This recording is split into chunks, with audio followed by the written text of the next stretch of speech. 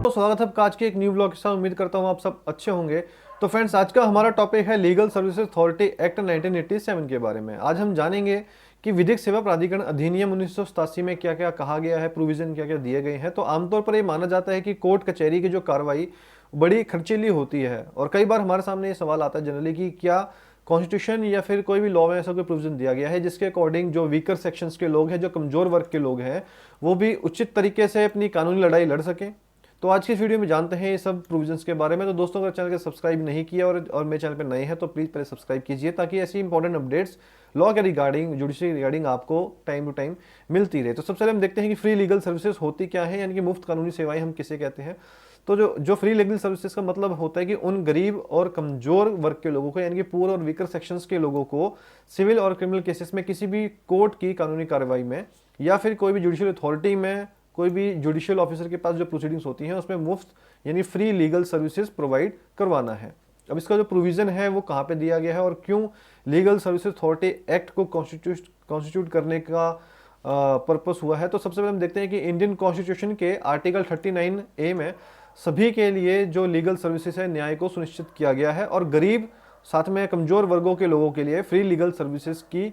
Provision दिया गया है। तो इसी के रिगार्डिंग पहले हम रीड करते हैं आर्टिकल 39A को। तो article 39A of the constitution deals with the provisions of equal justice and free legal aid. Furthermore, it provides free legal aid to the poor and weaker sections of the society and ensures justice for all and on the basis of equal opportunity, and shall in particular provide free legal aid by suitable legislation or schemes in any other way to ensure that opportunities for securing justice are not denied to any citizen by reason of economic or other disability.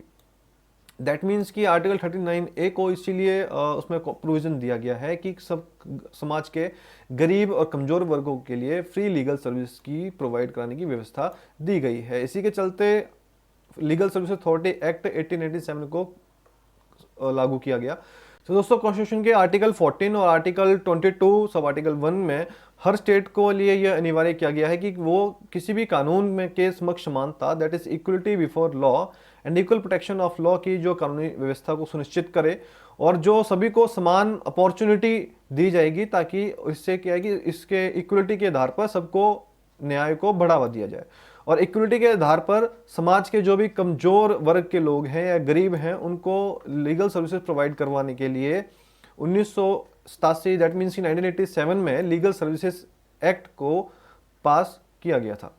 अब इसमें जुड़े हम बात करते हैं कि इनका क्या क्या लेवल हो सकता है। फॉर एग्जांपल कि अगर मैं एक तहसीलदार के लेवल से देखा जाए, अगर नेशनल लेवल पर, तो कैसे कैसे अथॉरिटीज कॉन्स्टिट्यूट की गई हैं। तो उसके लिए सबसे पहले हम बात करेंगे नालसा की, दैट मीन्स की नेशनल लीगल सर्विसेज अथॉरिटी। और इस अधिनियम के यानी कि इस एक्ट के अंडर में जो नेशनल लीगल सर्विसेज अथॉरिटी है नालसा, इसको कॉन्स्टिट्यूट किया गया है, और इसका जो काम है वो लीगल सर्विसेज के जो कार्यक्रम होते हैं, जो भी प्लानिंग की जाती है उसको लागू करना और उसको चेक करना, उस पर निगरानी करना है। और साथ ही इसमें एक्ट के अंडर में जो लीगल सर्विसेज भी उपलब्ध कराना, यानी कि उसको प्रोवाइड कराना भी इस नालसा एक्ट का काम है। और हर स्टेट लेवल पे देखा जाए, क्योंकि नेशनल लेवल तो नालसा हो गया, वहीं अगर हम स्टेट लेवल की बात करें तो हर राज्य में एक स्टेट लीगल सर्विसेज अथॉरिटी का कॉन्स्टिट्यूट किया गया है, गठन किया गया है। जैसे अगर हम बात करें दिल्ली में, तो दिल्ली में स्टेट लीगल सर्विसेज अथॉरिटी है। उसी तरह हरियाणा की बात करें तो Haryana state legal services authority है, यानी कि हर स्टेट लेवल पे भी SLS से एक स्टेट लीगल सर्विसेज अथॉरिटी को कॉन्स्टिट्यूट किया गया है। अब स्टेट से नीचे चलते हैं डिस्ट्रिक्ट लेवल पर, तो डिस्ट्रिक्ट लेवल पर भी district law service authority act constitute किया गया है, जो कि हर डिस्ट्रिक्ट कोर्ट में आपको स्थित मिल जाएंगे। जो भी आपको डिस्ट्रिक्ट कोर्ट है वहाँ पे आपको DLSA की हेल्प मिल सकती है, और जिसके जो चेयरमैन होंगे वो होंगे डिस्ट्रिक्ट जज उसी कोर्ट के।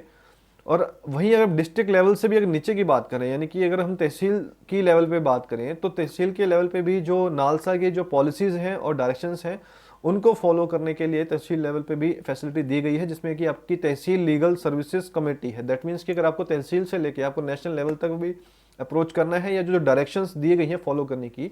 तो नालसा हो गया नेशनल लेवल पे, स्टेट लेवल पे हो गया, फिर डिस्ट्रिक्ट लेवल पे हो गया, उसके नीचे तहसील लेवल पे भी आपकी तहसील लीगल सर्विसेज कमेटी को कॉन्स्टिट्यूट किया गया है। तो आगे हम देखते हैं कि कौन इसमें लीगल सर्विसेज पा सकते हैं, यानी किस किस को फ्री लीगल सर्विसेज इस एक्ट के according legal service authority act में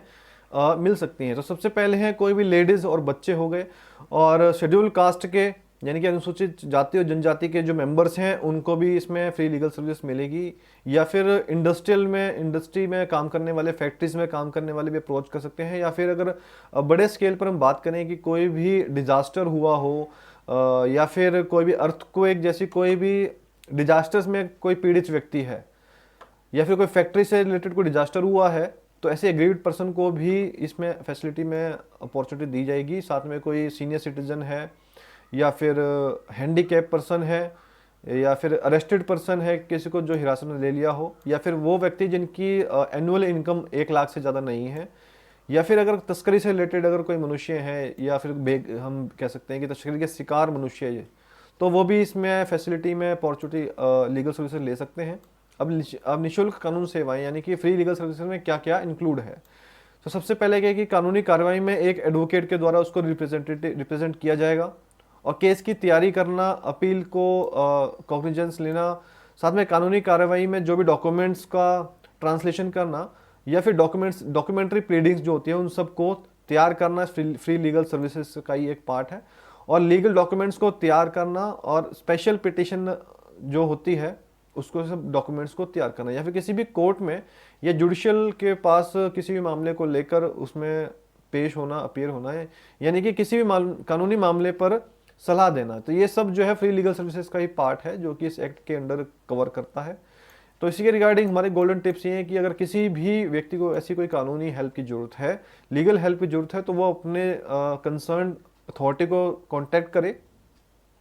जैसे कि Delhi state legal services authority का अगर हेल्पलाइन नंबर है 1516, वहाँ कॉल करके भी आपको पूरी लीगल सर्विसेज मिल सकती है, या फिर जो आपका डिस्ट्रिक्ट कोर्ट है वहाँ जाके आप डीएलएसए का अलग से एक कॉन्स्टिट्यूट किया होता है, वहाँ जाके आप कॉन्टैक्ट कर सकते हैं। वहाँ से जनरली आपसे इन्फॉर्मेशन पूछी जाएगी कि आप क्या करते हैं क्या नहीं करते हैं, सबकी जो हमने डिस्क्रिप्शन दी ऊपर से डिस्कस किया कि कौन कौन इसके लिए एंटाइटल्ड हैं, तो वही आपसे बेसिक डिटेल्स पूछी जाएगी और फिर आपके साथ वहाँ पे ही। और इसी के साथ कुछ भी वकील भी कमज़ोर तथा नॉर्मली देखते हैं कि कुछ वकील ऐसे होते हैं जो नीडी पर्सन को या ज़रूरतमंद लोगों को फ्री में मुफ्त सलाह देने का भी काम करते हैं। आप उनसे भी कांटेक्ट कर सकते हैं इनकेस अगर डीएलएसए में नहीं जाना चाहें तो, या फिर आपको और भी कोई फ्री लीगल सर्विस चाहिए होगी तो आप हमारे कमेंट बॉक्स में भी मेंशन कर सकते हैं, या फिर हमसे भी जुड़ सकते हैं। हमारे द्वारा भी आपको free legal service authority free legal services provide करवाई जाएगी डेफिनेटली। तो इसी तरह आगे वीडियो को देखने के लिए हमारे चैनल को सब्सक्राइब कीजिए, और कोई भी आपको जनरली माइंड में क्वेश्चन हो, जैसे कि हमने इस वीडियो में आपसे शेयर किया सिर्फ दिल्ली लीगल सर्विसेज या लीगल सर्विसेज अथॉरिटी एक्ट के बारे में, बट इसके हट के भी अगर आपके माइंड में कोई क्वेश्चन हो या लीगल क्वेरी हो, या फिर अपने कोई केस आपका पेंडिंग है उसके रिगार्डिंग हमसे कोई डिसीजन करना चाहते हैं, तो हमारे दिए गए ईमेल पे आप अपना कोई भी फैक्ट्स मेंशन कर सकते हैं जो भी केस के रिगार्डिंग, डेफिनेटली आपको उसको सोल्यूशन दिया जाएगा। और उम्मीद करता हूँ आपको वीडियो इन्फॉर्मेटिव लगी है, और इन्फॉर्मेटिव अगर आपको थोड़ी सी भी लगी तो प्लीज़ दोस्तों बिना चैनल को सब्सक्राइब किए मत जाना। जल्दी मिलते हैं आपको